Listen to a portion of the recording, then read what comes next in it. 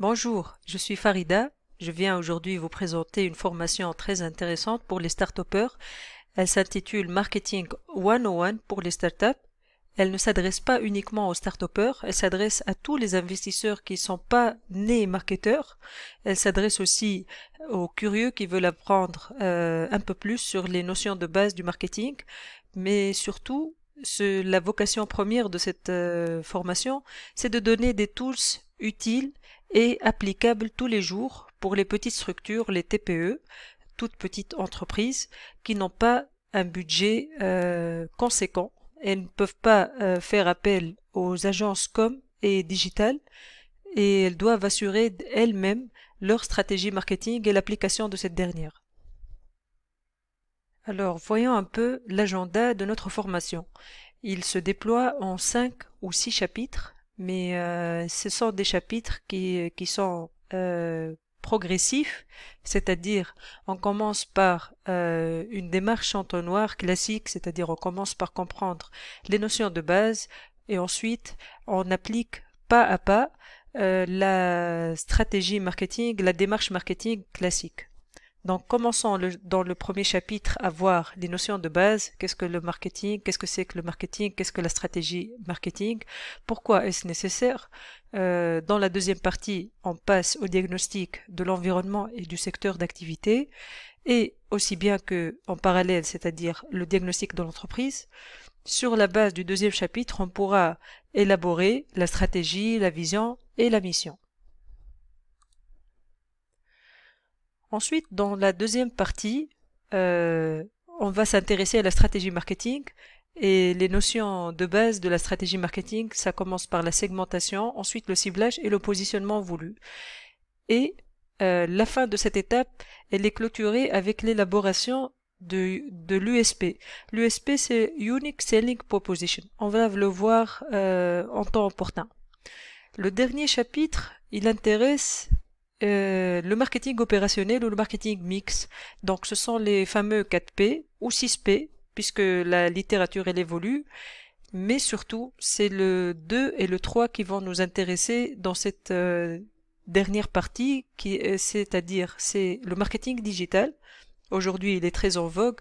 Qu'est-ce qui est intéressant à prendre en tant que jeune ou nouveau investisseur et qui est à notre portée, qu'on pourrait appliquer tout de suite dans notre business? Quels sont les tools qu'on pourrait suivre sans besoin d'appeler une agence digitale ou comme je vous ai dit tout à l'heure?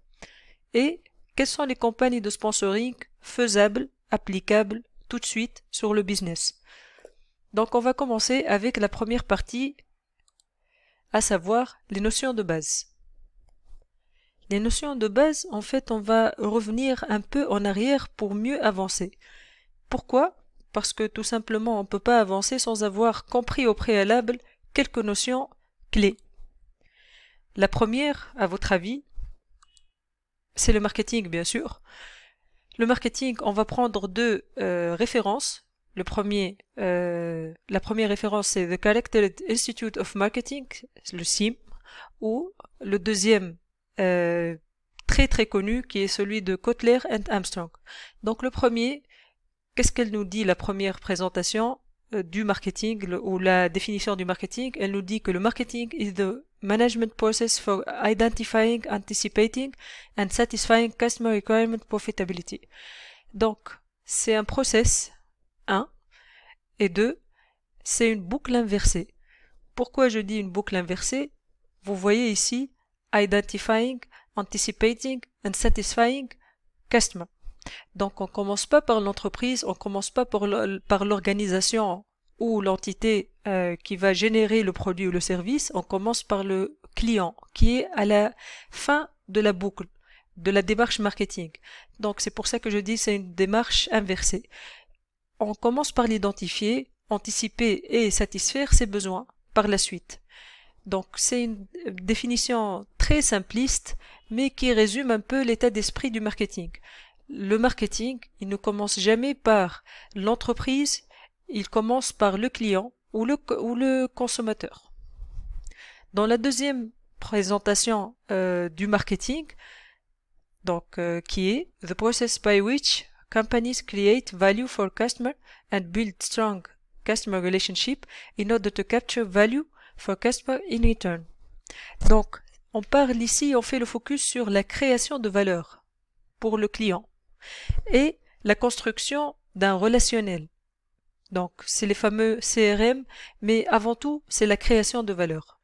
Donc, les deux éléments qui s'ajoutent ici, c'est encore une fois en conformité avec la première présentation, mais on est plus spécifique par rapport à ce qu'on est supposé en tant qu'organisme donner au client final. Donc, on est supposé lui créer de la valeur et de construire un relationnel fort. Pourquoi? In order to capture value from customer in return. On s'attend, avec ce qu'on est en train de proposer, on s'attend à un retour favorable du client. Le retour favorable, c'est bien sûr l'achat du produit ou du service, l'adhésion, la souscription à une formation, par exemple, etc. Ici, on se dit, oui, c'est nécessaire de comprendre le marketing, mais avant de comprendre le marketing, il y a aussi d'autres notions qui viennent peut-être avant la stratégie marketing.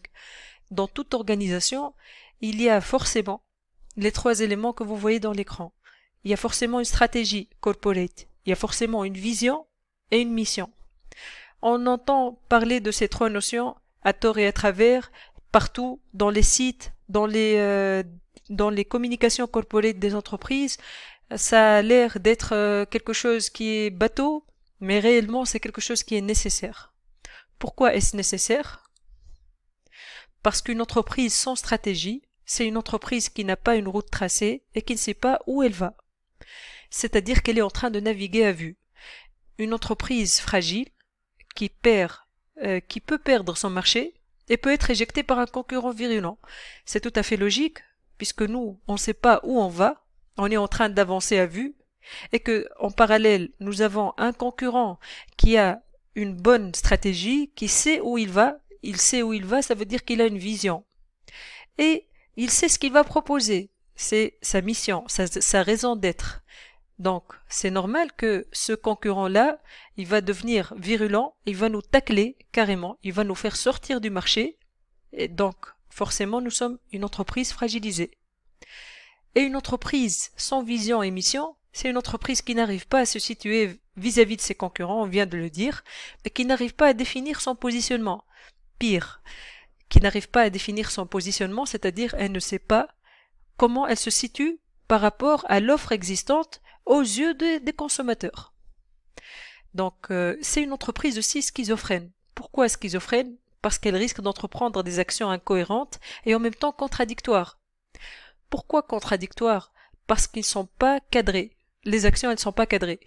C'est-à-dire, elle peut faire une activation et le lendemain, elle fait une autre activation complètement contradictoire. Il n'y a pas un canevas, il n'y a pas une stratégie et un positionnement clair qui lui disent non, ça tu as le droit de faire ça et ça tu n'as pas le droit de faire ça. C'est en fait la stratégie, c'est le traçage du chemin dans lequel l'entreprise elle doit évoluer. Donc c'est une entreprise qui peut survivre un temps, mais pas pour longtemps. Voilà, ça c'est la première partie de cette formation. Bonne visualisation du reste de la formation.